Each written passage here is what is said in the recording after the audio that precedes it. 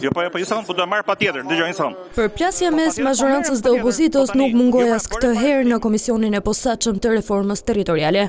Fokusi nuk ishte tek ndarja e hartës së bashkive, por tek mënyra e mbajtjes së mbledhjes.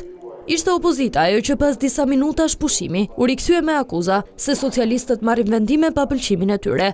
Parashtrimin tim nuk duat ma ndërpres askush. Asnjë deputeti s'mund t'ja ndërpresim dhe ne jo më të ndërhyjmë ne në punën tonë si bashkëdrejtues. Arrogancë duke nisur nga bashkëkryetari dhe normal që përcillet kjo dhe është krejtësisht e papranueshme. Por edhe mazhoranca nuk ishte e kënaqur, pasi ishte vetë bashkëkryetari socialist Arbian Masniku, që pretendoi se antarëve të majt nuk i jepet hapësirë.